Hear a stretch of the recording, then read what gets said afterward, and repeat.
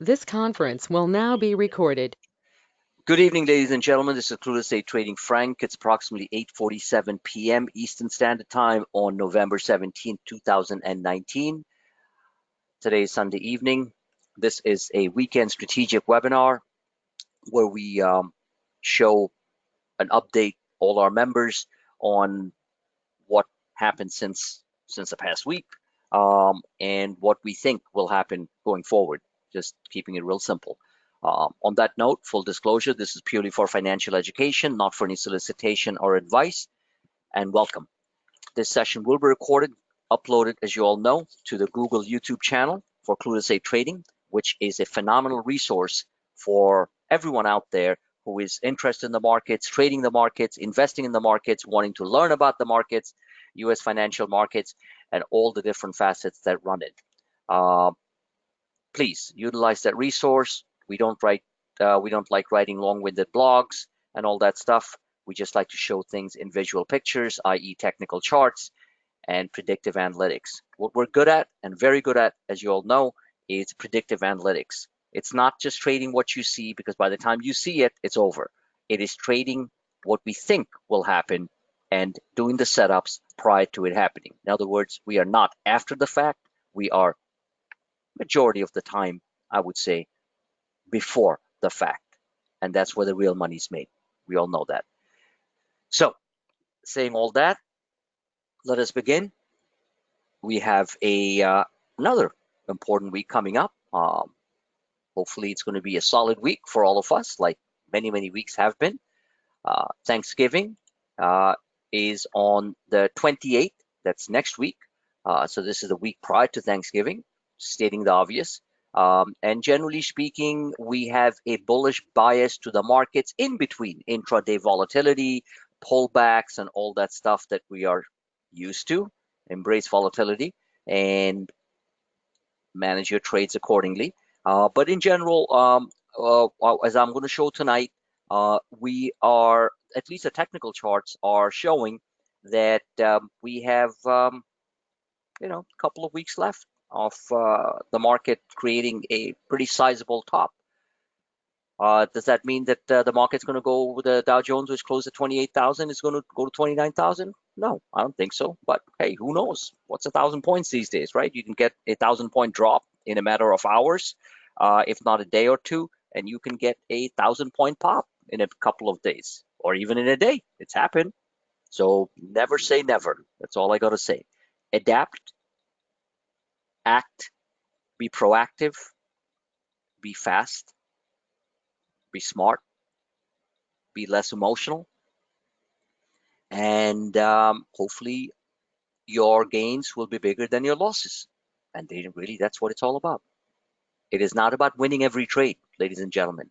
It's about making big money on the winning trades, consistent money on the winning trades, and managing your losing trades so that they remain on the lower end of the ledger and the higher end of your ledger, of your profit and loss statement, the credit end of your ledger, not the debit end of your ledger, as you know. Basic accounting, your credit end should be higher. That's how you move ahead. All right. 2 or 3 steps ahead, 1 step down. That's how markets work. They don't go up in a straight line. They stair step higher, as you all know. And this is what we structure. This is what we format. And you can see very clearly that we have a very, very high hit ratio on both performance, ROI, that's return on investment, in this case on options, and sometimes individual stocks. And you can do both. If somebody has all the capital that they need and that they have, they can buy the stock alongside the options. It's not like you always have to buy the options, but the options are the ones that give you, for a small amount of money, where you have a quantifiable loss, you know exactly how much you're going to lose, but you can make a lot more. Simple stuff, but very important for all of us to keep in mind. So saying all that, let us begin. So we have, this is from this chart that I constructed for all of you to trade off, shows us from the 12th of November, which was last Tuesday, right? last Tuesday. So the beginning of the week was Monday. So that was 11th. So the beginning of the week started, and make sure that you guys can see the screen. So it's all good. 1 second, 1 second. Mike, good evening, sir. So let me see. Where's my drawing pen? There we go. We got it. So this was the beginning of the week, 11th. Obviously not in the middle of the night. Market started. This is Monday. Last Monday, market started around 9:30. So right around here, I believe it started with a dip. And this is what we did. So what we did all week. Came down, retested that. Looks like all hell was going to break down. That was a head and shoulder. Head, left shoulder, right shoulder, left shoulder, right shoulder. Then we then we started to move. That changed the whole format. This is the nature of volatility. As I've said, and I repeat a zillion times, and I'm sure some of you are sick of hearing that, but what you're sick of hearing is what's going to really help you, is you have to accept the fact nothing goes up in a straight line. Neither do options. Yeah, sometimes they do, but especially if they're intraday options, they go straight up. Look at Anthem Health, gave you guys to it at $1.90, it went to like 460, 175% in 2 hours. I mean, come on. So bottom line is, accept the fact that there is going to be volatile waves. This is a 15-minute chart, so obviously it's going to show a lot more volatility. There we go. It's a 15-minute ES15, as we call it, E-mini charts. We have futures traders in our midst. There are subscribers who trade futures. They love my charts and using their own skills. They have done quite well on those, but we use them primarily. I'm not a futures trader at this point. I'm a straight out options trader. So bottom line is that you can use these are primarily used for proxies, roadmaps, because the waves in the market are depicted in the form of what futures are doing. So again, going back to what we're talking about. So here we had a head and shoulder. So I'm going to put HS, and then things turned around. All of a sudden, it's inverse head and shoulder, all within a matter of 2 days: 11th, 12th, 13th, 14th, 15th, and we ended the week on the 15th, right? 5 days in a trading week. 1, 2, 3, 4, 5.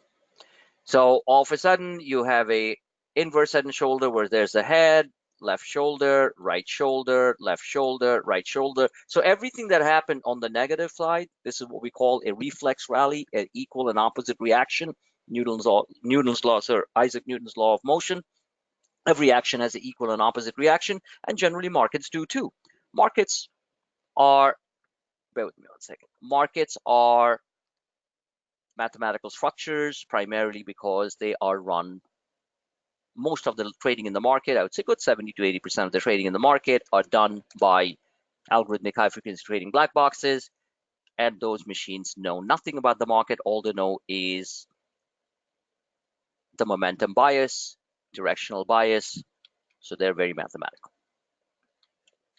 Many haven't accepted it yet. They think that, oh, if people are scared, that's going to be not good. If the funds, big mutual funds and the gorillas in the market, mutual funds, hedge funds and stuff are all in cash, that means it's really bad, or mostly in cash, it's really bad, or that the news is somewhat negative, so it's all bad.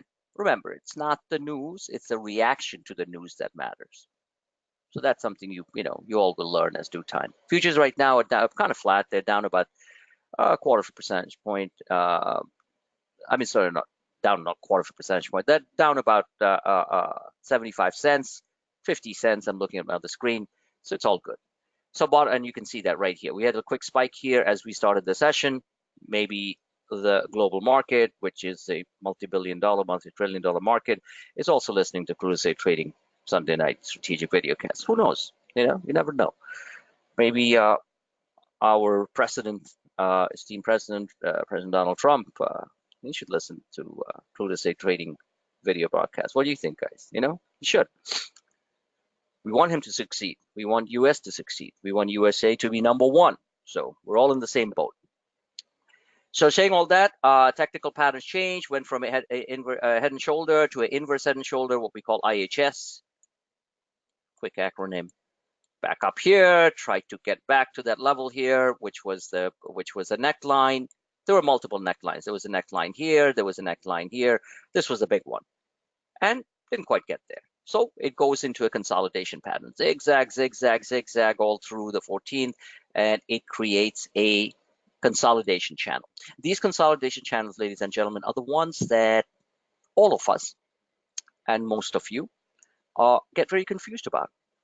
Because, and here I'm just showing the chart patterns. I'm not showing you the internals. I'm not showing you the readings on advanced decline lines, McClellan oscillators, all slow stochastics, fast stochastics, MACDs, McClellan, New York Stock Exchange McClellan oscillators, all these different things that we use to measure the underlying readings to see whether or not these patterns are going to break down or whether they're going to break out. So as you know, all my other charts have the internals in it, and when you get really oversold, and it starts to, we can read the tea leaves, and that's why I try to help you guys with. I do my job very well, work very hard all through the day, and of course through these webinars 2 or 3 times a week. Some free webinars are put out there for people to refresh on their basic skills, and all these are done so that when I'm putting this stuff out, you guys can get most of the messaging and hopefully make a lot of money off it. Okay, saying all that, these are the ones that get really tricky because lots of zigzags, and I predicted correctly that this particular pattern was more of a large consolidation channel, right? And that was going to break out. And I did tell you guys, please remember this, that there is generally 80 to 90% of the time, there is a bullish bias to monthly options expiration. So when was monthly options expiration? Friday, the 3rd Friday of each month, right? There you go. So bottom line is that that's exactly what happened. We hit a brand new spanking new high on the US stock markets on monthly OPEX. So you gotta accept the facts. It's happened quite a few times. It's happened a lot. So shorting the market on a systematic level, despite these pullbacks and consolidation channel consolidations, zigzag, zigzag, on monthly options expiration generally is a losing bet. So you need to be more of a long bias, bullish calls and stuff on monthly options week. Generally on a Friday, the market pulls back on the second half of Friday, but it didn't do that this time. So there's a lot of juice in the market for reasons that I don't want to keep on repeating. Cash on the sidelines, positive vibes from the U.S.-China trade talks. Larry Kudlow, they say, sparked the rally on Thursday night when he said that we are very close to getting the deal done. We're in the, he used some other term, it's all there on my Twitter feed, and all that, sparked the move. Whichever the case, the technical charts tend to give us an idea prior to the moves of what will happen. That's what we try to read. All right. So saying all that, this turned into a large multi-day cup and handle, which just broke out with ferocity. Now on the 15-minute charts, each of the lines are a little bit sliced up, right? Because each of the candles are 15 minutes. When we move on to the 1-hour charts, these candles are more solid because 4 of these candles constitute 1 hour, right? 15 times 4 is 60 minutes. Simple stuff, but you'd be surprised how many people, don't take these basic things in under consideration.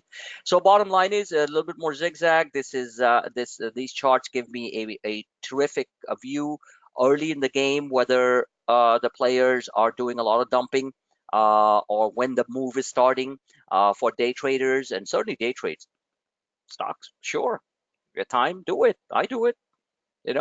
Anthem was a perfect example of a day trade. Roku are perfect examples of day trades. You don't always swing trade. I tend to swing trade too because they also pay the bills very nicely and don't take me out of positions every 10, 15 minutes. But hey, you get a reversal. Netflix was a fantastic reversal from Wednesday night. Thursday, Friday opened up, boom, they sold it first thing, and then boom, they started running it, and the stock ended up way up. So certainly, you have to have a combination. Eventually, you all find your style of what you want to do. Mine is a combination of styles, and I adapt to market conditions, changing market conditions very quickly. So I can't teach you what your style is going to be. That's something you're going to learn on your own. So again, power, breadth thrust, that's the term. Full force breakout. Again, another consolidation, which lasted for a couple of hours. After hours, actually, this was after hours. Larry, then the market opened up on Friday, then they sold it, and then they ran it, and this is where we are right now. And without stating the obvious, you can clearly see that at this point, we are attempting. Here's your acceleration channel that kicked off at around 9:45, right there. That was the sell program. Markets opened up nicely, big sell program. This red candle right there. All right. So again, it's not hard. Just have to train yourself to look at this. Like I was explaining earlier on in my free coaching session this morning, that I don't look at level 2 and all that stuff. You guys can, certainly. They're trading outfits who train, and they look at level 2 like it's the Holy Bible, and I don't, because these candles, and I like to keep it simple. These candles are giving me volumes of information by looking at the candle structure, how thick they are, how fast they're moving, whether it's a bullish engulfing or a bearish engulfing. This was short. This was on a 15-minute basis a bearish engulfing. It went up, it engulfed the previous green channel, went red, went lower, but it hit. I had supports along the line, so I know where we can drop, and if it drops, what I need to do. And it went straight around there, and then took off. Didn't even reach that 3100 level where we broke out of at 7:45 in the evening the previous day. I thought it was going to come down here. So right before that, it took off. So again, this is your acceleration channel, these two lines. I hope they are parallel. They have to be mathematically precise. They are not parallel, so I have to draw them parallel. There you go.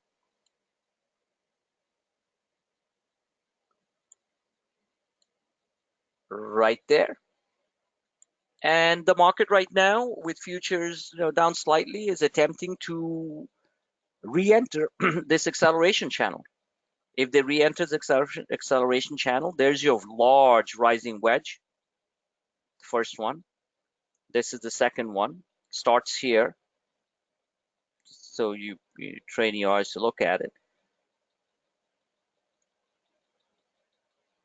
They're like those little, planes. And when you're a kid, you fold paper and you just kind of make a plane and you kind of throw it out, right? So that's what they look like, right? Flying wings. So at this point, it's attempting to go back to the upper end of this rising wedge, and who knows? Most probably it's going to pull back again. We know what the levels are. These are all support lines. There should be another support line here, which should be in red. And these are all the support lines. So none of the overall uptrend channel is intact as long as we hold 3110. Make sure these numbers are correct. Yeah, 3110 and 3102. So around 3100, which is roughly about 120 points from where we are right now, is where this has to, the short-term uptrend has to hold. So if we suddenly drop like this, don't panic. I will certainly guide, as I always do, every 10 minutes, every 15 minutes, every half an hour, multiple powerful real-time charts. My services, real-time services, you all know, just in case some of you didn't realize. It's fine. And it could do that very well. And then we have extreme support, which is around 1395 and 1397, around that level. Okay, so bottom line is, at this point, even if it zigzags up, there's a good possibility. There's a good possibility. I told you guys we would go to 3120.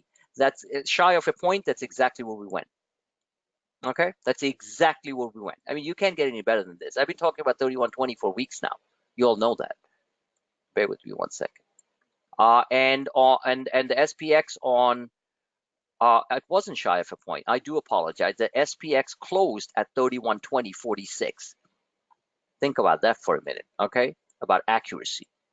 So people who were in the SPY calls and stuff, and I know a whole bunch of traders who did, bought the cheap SPY calls, they made out like bandits. Even the ones that expired on Friday, they made about 170% on their money overnight. Okay, a whole bunch of them did. The ones who just trade the SPYs. So good for them. Congratulations. So bottom line is, and you don't need to make the 170% like point to point and like, oh, I'm going to hold to 359 and then sell it. You can sell it during the day and catch a good portion in the middle, whether it be 60%, whether it be 110%, whether it be 120%. They opened up around 100% plus because the market opened up strongly, right? And so the key is, no, they didn't open up 120%. They opened up around 67 to 80%. And then they ended the day up around 170%. Look them up. These are the SPY November 15, 309 calls. Told people to buy them. So there's a good possibility. There's a good possibility that we bust a move above this rising wedge, which is a very powerful phenomena, showing that the bulls are very much in control. So you can do that. Generally, a rising wedge, you get a consolidation, and then you get a pullback. So over here, we had a rising wedge. We got to the top of the wedge, and we pulled back. How long did that last? Less than a day, mostly overnight. And then we took off. It's a bull flag. Then we went up, zigzagged its way up, pulled back a little bit, and now we're attempting this. So whichever the case, the max that I see, I shouldn't say this week. I'm just saying over the next 24 to 48 hours, if we're going to break out over this rising wedge, is 31.30. So what does that mean? So that means not much. That means 8 times 10. That means another 80 Dow points. This could happen as early as tomorrow, ladies and gentlemen. Okay? It's a short-term chart. 80 points on the Dow. Boo. You know, no one's like, oh, super excited. 80 points, right? But that's a decent sum of money. That means Apple's going higher. That means Boeing's going higher. Boeing's a fantastic winner. SPY. So many other stocks. All right?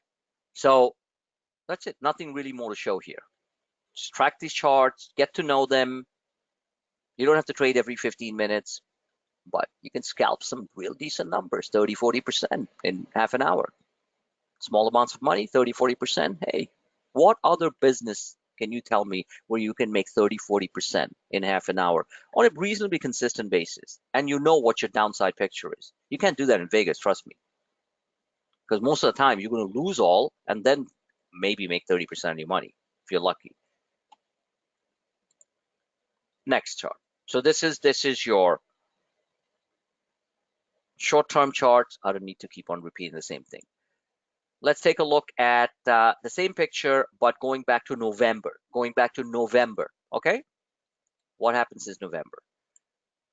Big move happened, big breakout, consolidation, sideways movement, still a bull flag, breakout, sideways movement, breakout, pullback, standard consolidation, breakout for a couple of hours, middle of the night, move sideways. This is what happened on Thursday night, and then a breakout. So at this point, the upper end of the channel is showing us, and this was drawn way back. This was drawn back in early November, this chart. These two thick lines are this is a couple of 100 points channel, right? This two, very easy to understand. Upper end of the channel is 31.21. We're almost there on the E-minis. So do we think it might break out over that? It sure can. It sure can. There's a lot of firepower in the market right now. But at the same time, we always have to look over our shoulders, and looking over our shoulders means we have to know what the support levels are. Let's take a look at the hourly. Now, the hourly now is the lines are getting more smoothed because each of these candles are 1 hour. Okay. So when you look at the chart, what does it look like to you? Up or down? I just asked the question. Up. Correct. First visual glance. Not saying it's going to do that, but just go with the flow. Go with the flow. It's the KISS principle. Keep it simple, stupid. That's what I tell myself. Okay. So if that's the case, the upper end of the channel is 3140, and the green one is the macro channel is 3152. This is 3140. So we are at 3117 right now, or 3116. If we go to 3152, that is 16 more points. I'm sorry, 26 more points, right? What am I saying? It's 36 more points. 1652, 36 more points. So if we get 36 more handles on the futures, multiplied by roughly 8 to translate into how much the Dow is going to go up by, one S&P, one E-mini point is roughly about 7 to 8 Dow Jones Industrial Average point. So 36 here to reach that. And every single time, if you review my past videos, we talked about this stuff, how much the markets can fall, how much they rise, and I gave you this basic back of the napkin calculations. It's been dead right. Do not be in denial, ladies and gentlemen. Do not be in denial of your weaknesses. Don't be in denial of your strengths. You have a lot of strengths. Apply them. Okay? I keep telling myself that too. Learn from your successes, learn from your failures, and rejoice in your successes. That's how you get strong in life and in trading. So 36 points roughly comes to be exact, with a conversion of 8, 288 points. Is it possible that we go up 288 points on the Dow Jones Industrial Average this week and hit this level? Yes, very possible. Is it also not possible that we come to the lower end of the channel and get down to 3085, retest this, and then make a move, as we have done several times? Well, not several times. We did it here once on this the pink line here, the acceleration channel. Sure. So that's 17 and 15. That's 30. 17 and 15 is 32. From here to here, I'm talking about. That's minus 32 points on the E-minis. 32 times 32 handles. That's what they call them. 32 handles times 8 is 256 points. So sure, we can fall 200 and move my mouse. We can fall 256 points. And this could happen on a myriad of news. It could be rumors coming out of the financial media. It could be a comment about comment from President Trump, a tweet. It could be Chinese Commerce Ministry, China Global Times, which is their mouthpiece. You know, the guy tweets out, the editor, very powerful guy, connected with the Chinese government, obviously. That things are not going well. Blah blah blah. They're not going to meet. Phase 1 is going to be delayed. The U.S.-China trade deal. There could be a whole bunch of things. But those are the primary ones I'm talking about. Could be a bad inflation number. Could be a Fed speaker basically saying, "That's it. We're done with cutting rates. We're tired of doing that."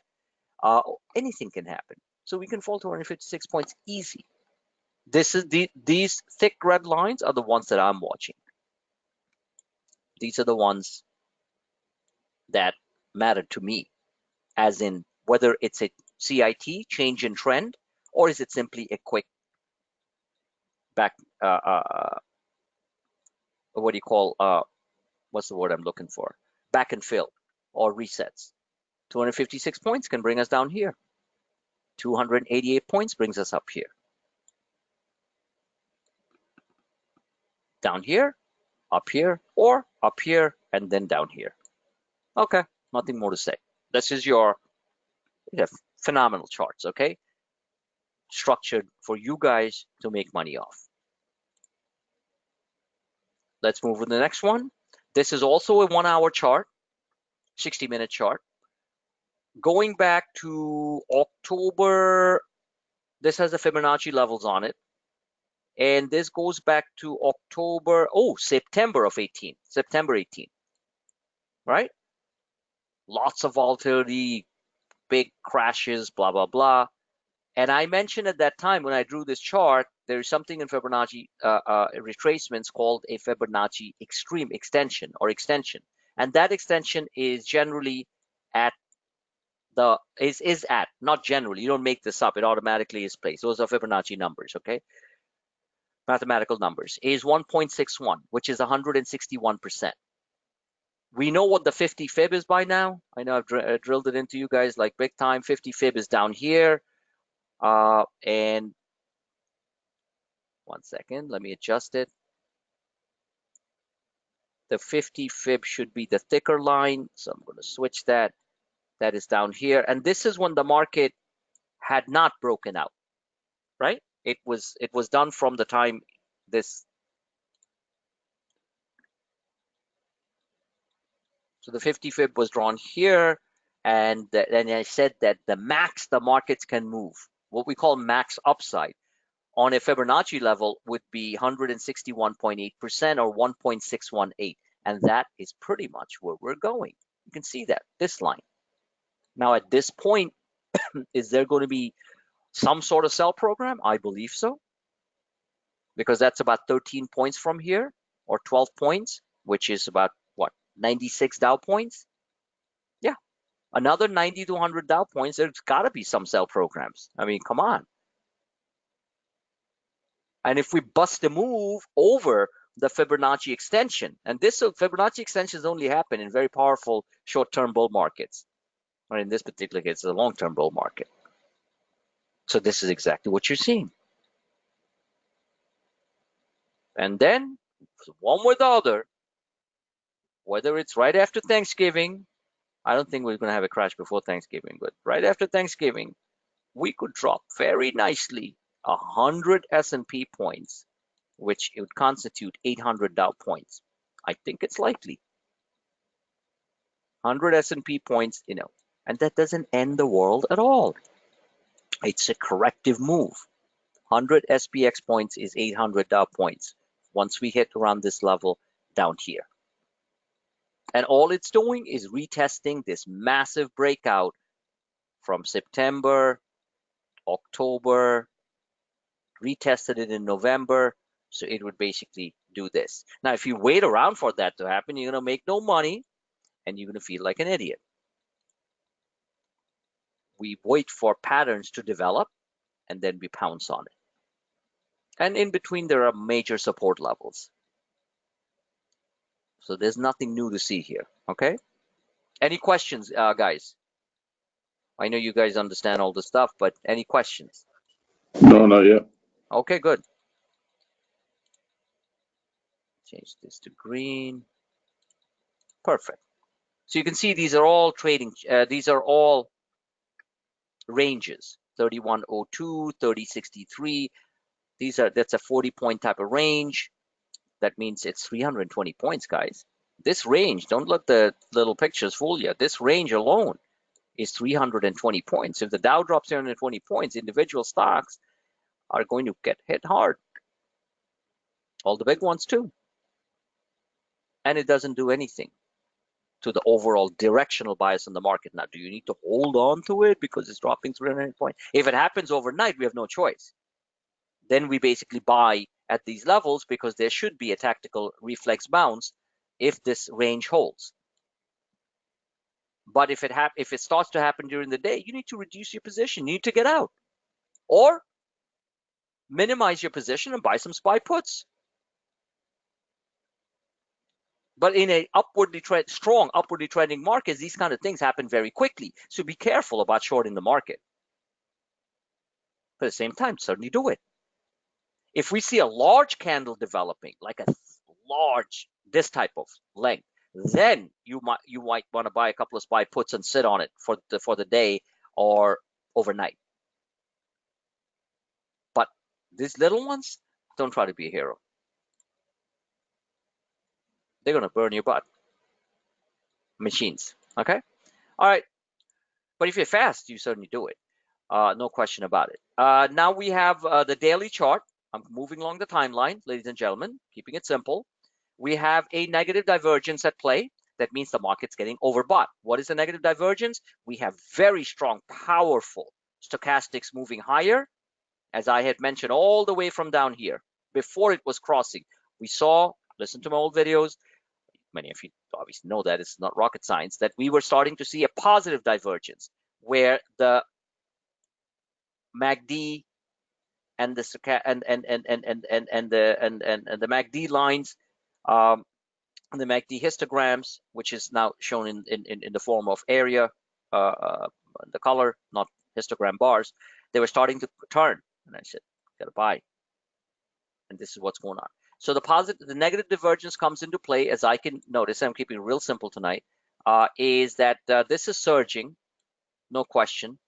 It is surging, but the actual MACD histograms, in this case shown in the form of a shaded area, is actually creating a lower high versus this one moving higher. So that is the negative div. Okay. What is the negative divergence? That means that give or take a couple of days, the markets will pull back. Will pull back. If it starts to cross like this real hard, this is on the daily charts, that means we are going to get a bigger pullback like this. And it's not going to be fun if you're not positioned right. Okay? But we don't see that happening yet. It will happen. Can it happen before Thanksgiving this week? There is a possibility. The other thing to keep in mind, which I talked about in my previous videos, is that we're moving fast and furious. Fast and furious. And some of you will remember this. Very easy to understand. We are moving fast and furious towards the upper macro channel right there. All falls in that realm of 3140, 3150. This is Friday. This is right now. Okay? So we're spitting distance to a large tradable top. What happens here is going to be critical for stock markets. I still think this will break out based on my weekly and monthly that I'm going to show you guys in a few minutes. The second thing that's happening here is we're getting stretched. Short-term technical overbought conditions. No question about it. What does that mean?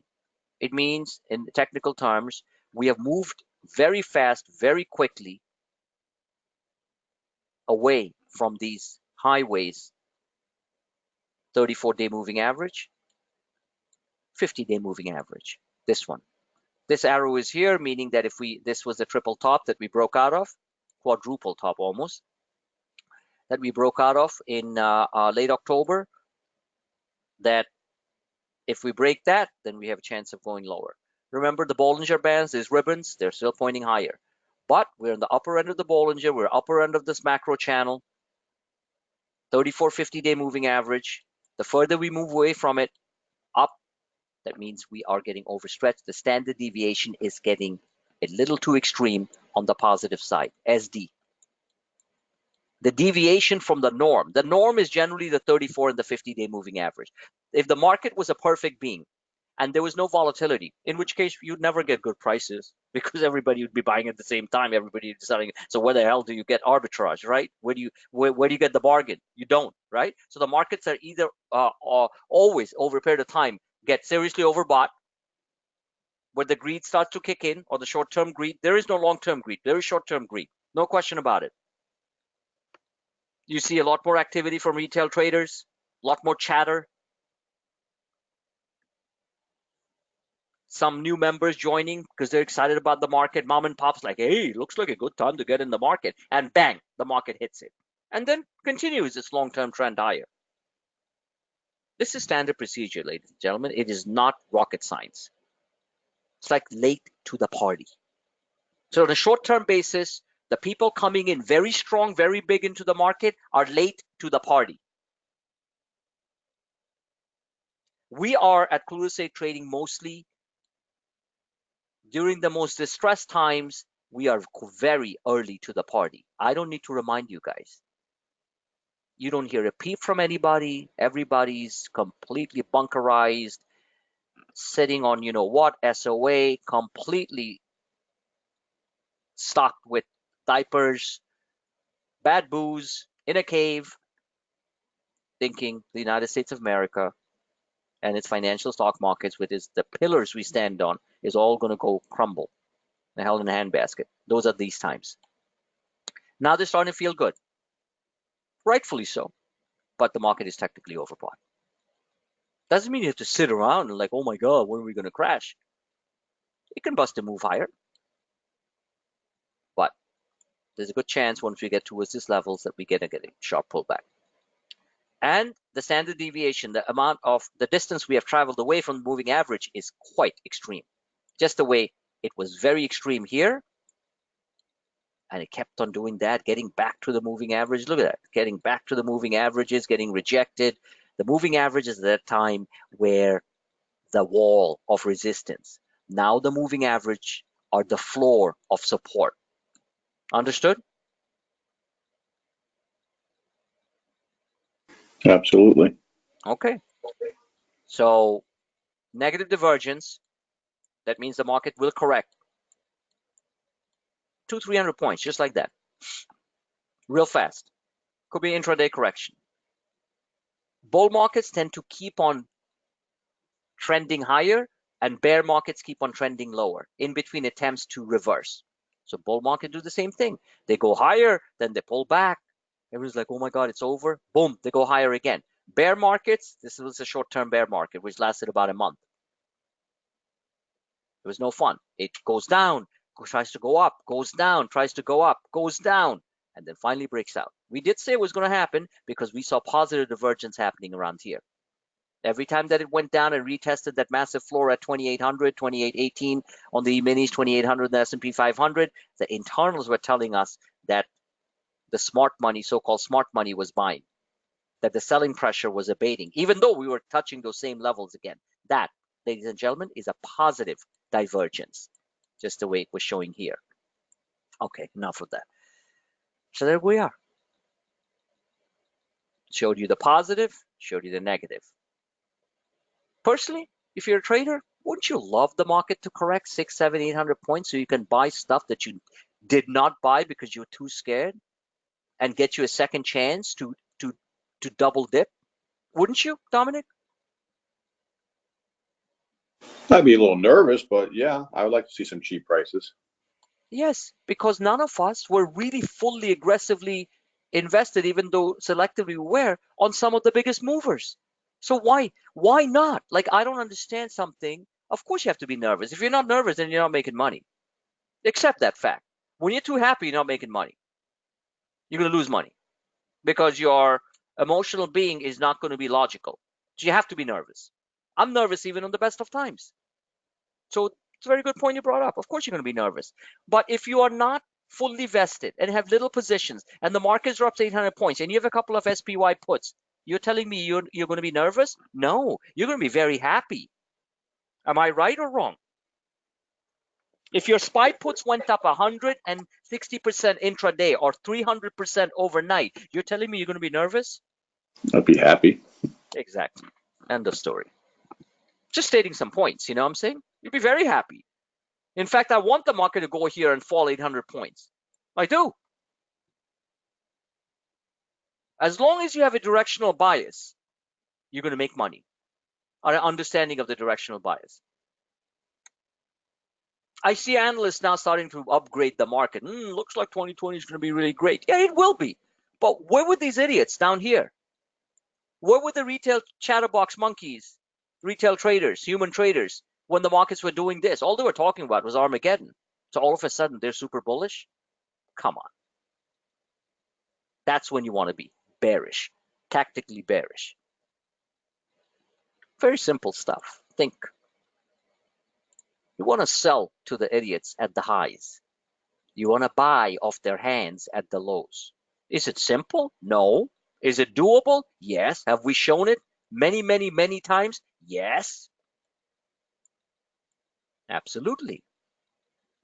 Sell the stuff to the guys out there who never bought down here, down here, down here. But the long bias remains. Why? Let's take a look at the weekly chart. The weekly chart is super bullish. Let's do a count. Let's go back to kindergarten. 1, 2, 3, 4, 5, 6, 7, 8, 9, 10. 10 weeks after the Christmas Eve massacre on December 24th, the markets went up 10 weeks in a row. Not intraday. Intraday, we had pullbacks and blah, blah, blah. Intra-week, we had pullbacks. I'm talking end of each week. 1, 2, 3, 4, 5, 6, 7, 8, 9, 10. 10? 1, 2, 3, 4, 5, 6, 7, 8, 9, 10. It's actually technically 9 because this was a slightly down week with a hammer reversal, which to me technically is an up week. So 10 weeks. Okay. So if this was wave 1, this is wave 2, this is Elliott wave 2, this is wave 3, this is wave 4, this technically is wave 5 then, broken up. So if that's the case, let's count some weeks. 1, 2, 3, 4, 5, 6. We're in the 6th week. We still at least have 2 more weeks of a sharp tradable rally. So if it's 2 more weeks, what does it bring us into? End of November. Thanksgiving is at the end of the 8th week. Are you guys with me? Mike, Dominic? I'm with you. Okay, so 2 more weeks into Thanksgiving. And let the market have a monster correction at the beginning of December. So we can make a crap load of money on the short side and we can buy some stuff cheap as long as the technical levels don't completely break. You don't want to be rushing in and buying just because the market's down. It's the technicals have to show you that the markets are buyable. Just remember that. It's not a BTFD game that the kids play on other trading forums. Yes, you get lucky once in a while, but now the other thing that's a big risk in the markets is what's happening in Hong Kong. The Hong Kong thing is turning very ugly. I don't want to get into the Hong Kong politics and stuff. I have friends from Hong Kong. I understand what's going on there. Ladies and gentlemen, I'm sure some of you do too. Serious stuff here. And that might turn global markets very scared very soon if it doesn't abate. Just so you know that Hong Kong is a very powerful financial center connected to the world. Okay, so that's a major risk. Just remember that. And I've been monitoring it over the weekend, and it's, these protesters are going absolutely bat crazy. The police are trying to restrain them, and Hong Kong is a mess, which can affect global financial markets. Risk. Just remember that. Short-term risk, but risk. You do not want a meltdown in Hong Kong, a major financial center. I've repeated it 3 times in the last 2 minutes. So, saying all that, everything is actually pretty good on the weekly charts. Look at that. No signs of any negative divergence. Both the stochastics on the MACD lines as well as the histograms, both of them are pointing in the right direction. Very nice. Very nice. No negative divergence on the weeklies. That means the markets are in good shape. There's negative divergence on the dailies. I just showed it to you guys. Nothing here telling me that there is any imminent sign of any major breakdown on the stochastics, full stochastics. So it's pretty good. It's pretty good. Now remember one thing here. What is going on here is, and I'm going to give you a little back of the napkin calculations. I need some, okay, what's the bottom of this is a major gap and a major support that was created on the 26th of August, 2019. That's at roughly 28.20. Let's try to keep this simple. 28.20. What is the upper end of the band? What's the number that you see on the right-hand side, Dominic? 30, 30, 89. Just say 30-30. So 30-30, just round off. So that's 210 points, right? So this baby, keep this in mind, this trading channel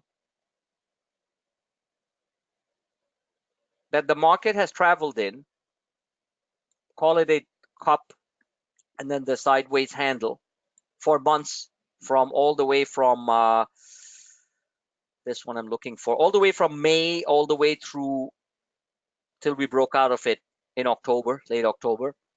It's 210 points, ladies and gentlemen. So if you add 210 to 30-30, we arrived at 3,240 right there. You can't make these things up. A slight overshoot of the upper band. So you add, this is your back of the napkin calculation. This is a major multi-month 2019. The markets basically did nothing for a month, if you think about it. Just moved sideways, lots of trading opportunities, but in a large trading band on the weekly. And now we broke out. So if you add 210 to that, we arrive at 3,250. What is 210 points? It's roughly 1,600 points on the Dow. That brings us over 29,000. 1,600 points on the Dow Jones Industrial Average. From here, where we are, from here, where we broke out, to here. Is it possible? Yes. When? By the end of the year. Do I think we're going to get 1,600 points in November? Who knows? I mean, I don't know. You get I know we're getting a deal. What the quality of the deal is on the phase one, we don't know yet. And that is going to push mom and pop back into the market with the vengeance. Like, oh my God, I missed out everything. Let me get in there. And bang, the market will drop 2,000 points. Market is not there as your friendly animal. Those machines want to just take your money and make you miserable. So you got to beat them at their game. That's what we do. Okay? If you think Mr. Stock Market and the algorithm, especially the algos, the algorithmic high frequency trading black boxes are your friends, they ain't your friends, guys. They're going to drive-by shoot. They're into drive-by shootings of your P&L. All right? Drive-by shootings, rapper style.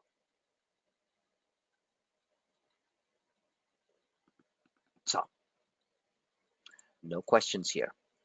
So far, good. Goes up here, maybe pulls back to these channels, maybe pulls back a little bit more, who knows? But somehow or the other, it's going to get towards there. Let's take a look at the monthly and see where we're heading. Now, this is a critical stuff. I read some others. I saw some other charts over the weekend, which said that if we really break out over this 3,200 level, that means the market is entering a very big move higher. Sure, can happen. So let's take a look at the monthly. That's your very big move higher. Now, I showed this chart, and I'm going to take full credit for it, okay? Told you guys that this ascending triangle, this one, if it breaks out, this level here, the market is going to go up here. That up here is in that 3,300 range or 3,240, whatever the case may be. And if the market goes completely ballistic, great deals, we signed phase one, phase two, remove certain tariffs on China, global growth picks up, which it is starting to, because we got hit pretty hard with this trade war across the board, okay, globally, just so you know. And US companies, the reason they're getting rewarded and the market's going higher primarily is because of the Federal Reserve Bank and the phenomenal job that they've done overall. And secondly, they're beating lowered earnings estimate. So if somebody says, okay, you're going to earn 20 bucks a share, your earnings per share, and then the estimates cut down to 10, and you come in at 12, all of a sudden the stocks are like going higher. And that's normal. You're beating lowered expectations. But there is softness. Look at the chip stocks. They're making, some of them are making new highs, but a lot of them are way off that. So you can't keep on continuing by beating lowered expectations. At one point, growth has to pick up, right? And the bears will always tell you that. They'll always tell you, like, there's no growth, it's just rising on hot air because there's loose money. The Federal Reserve's cutting rates, they're making money free. Yeah, they're right. I mean, they don't, I've explained it very clearly, the clearest terms. President Trump, I know it's, well, rhetoric, big talk, political talk, like, oh, negative interest rates. Yeah, right. Negative interest rates. Okay. So negative interest is the worst thing that can happen to you. Europe is suffering and still in a recession because they went into negative interest rates. They went, it's not helping them whatsoever. All right. Negative interest rates are not good. All right. We don't want to get into that stuff. So bottom line is that if things go really bonkers by the end of the year, we could be at we could be at 36.90. Wow. So we are at 31.22 minus 36.90. That's 568 points times 8, 4,500 Dow Jones points, bringing us towards 32,000 Dow. Do I think that can happen? I really have no frigging idea, and I don't think that can happen. Okay? But I have been wrong on my bullish stance, and who knows? If we go up 4,500 points in the Dow, we are at Dow Jones 32,000. But do I think that there is a possibility, given the right U.S. trade, China trade conditions, and the companies really boosting their forecast going into the latter part of the year, to get to 30,000 Dow? Yes, I do. Yes, I do. Okay. So what is happening here is pretty significant, ladies and gentlemen. So don't sit there and snooze. If you missed out on a lot of other stuff, well, try to make money as much as possible between now and December. Next time the market falls 800 points, and I'm telling you guys to buy the crap out of it because the McLaren oscillator is down to minus 300, 400. Everything is deep oversold. Positive divergences are a thing. Don't just sit there and twiddle your thumbs. Okay, and so there is no next time. It's only now. All right? But next time it happens, I hope you guys learned your lesson. Because many of you are still struggling for what? Okay. Volatility. I understand that. But when next time we get a substantial sell-off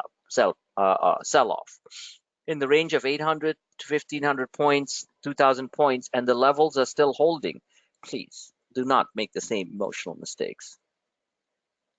I tell myself that. I'm telling you guys that. So this is very powerful. Very powerful. So what's the upper end of this channel? 3,200, roughly. All right. I'm going to show two other charts. We're going to wrap up.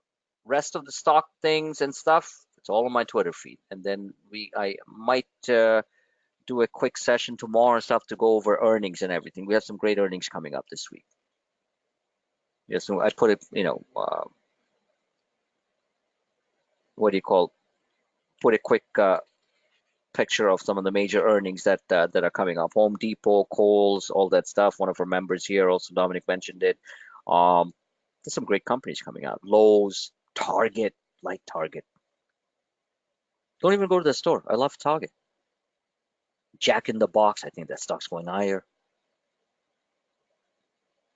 We have BJ's Wholesale, I think that goes higher. Look at JCPenney. That puny little stock was up 30%, from $1 to $1.30 on earnings. I just had some comment. It's just 30 cents. I'm like, great. Nordstrom's coming out. Ross Stores. It's a big retail week coming out. Shoe Carnival. Foot Locker. Ladies and gentlemen, we have big retail earnings coming out this week. Get ready to make some money. Don't be scared anymore. Medtronic, like that company. All right. So let me show you on my famous, let me set this up. The positive thing about the market is sentiment is still poor. Technically, yes, some trader sentiments getting a little bit on the greedy side because they're all coming in late, like, wow, wow, wow, everything's going to the moon.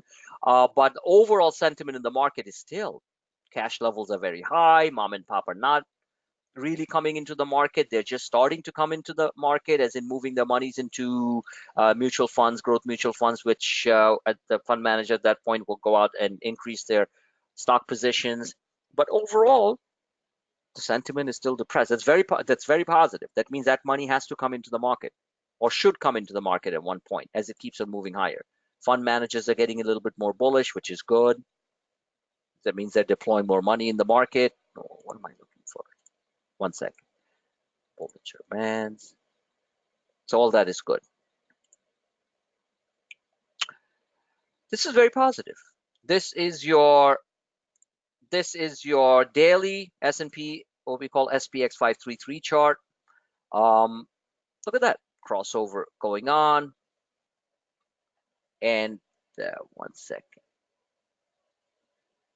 Is this the 533?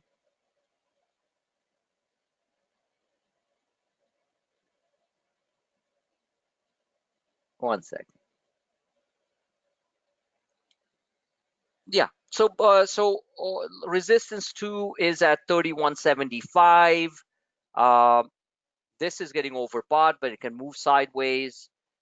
I'm not sure if I'm pulling in the right chart. Hold on one second.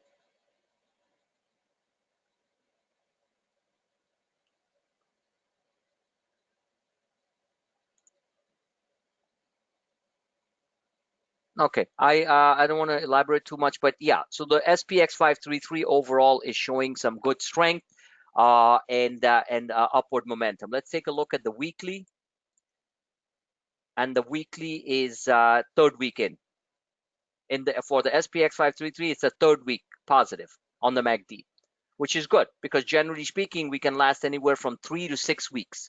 So even though we are up 6 weeks in a row, the actual MACD did not go positive till the 28th of October. So it's only 3 weeks. If we want to look at a little history of how these histograms work, you got to go like this. One, even though we turned really big in June of last year, June of this year, we went 1, 2, 3, 4, 5, 6 weeks before the market started to falter. We're only in the third week. But we are making some new highs, so we have to take that into account. But so far, so good. Nothing here on the weekly that shows us it's starting. I've already explained. It's starting to top, but nothing crazy. But things happen really fast these days, so I'm always watching. But so far, so good. Let's take a look at the New York Stock Exchange McClellan Oscillator, and that is actually very bullish, short term, for this week too. So you guys should be able to read this very well. Look at that. McClellan Oscillator went to minus 22, but look at the shape. It's moving higher. It doesn't get severely overbought till it hits 50. So if we get another 200 to 300 point type of move, the McClellan Oscillator gets up around this level, you better pare down your positions. This is very positive. I just saw it for the first time today. This was Friday's closing. So look at that. Stochastics bottoming. Every time the stochastics bottoms, this has not even gone into the green yet the market's going a new high. I like this. RSI is moving off nicely. RSI doesn't get really overbought till it goes to 60 or 70. It never really hits 70 in the case of the NYMO, but you can see what I'm talking about. Everything is reversing. So this one gets up here, the market's going to be overbought again. Look at this, MACD, and this is the most positive. So net, still a positive week coming up, but expect those quick, sharp pullbacks intraday or so. And any questions I can entertain. I'm going to wrap up. Give you guys some real good guide points. We have lots of great trades on the table.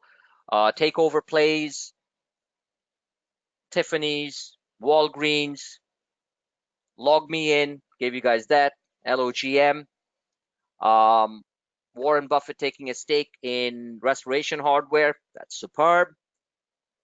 Lots of specialized situations. Good, strong reversals, like monster, mind-boggling reversals on the HMOs, because President Trump's executive order for transparency in hospital was taken on very favorably by the hospital sector and the biotech sector in general. I told you weeks ago the biotech sector was going to break out. It broke out. Lots of specialized situations in there, and of course the HMOs. They still have room to move. So if you're late in the game, it doesn't matter. Catch the last leg of the move.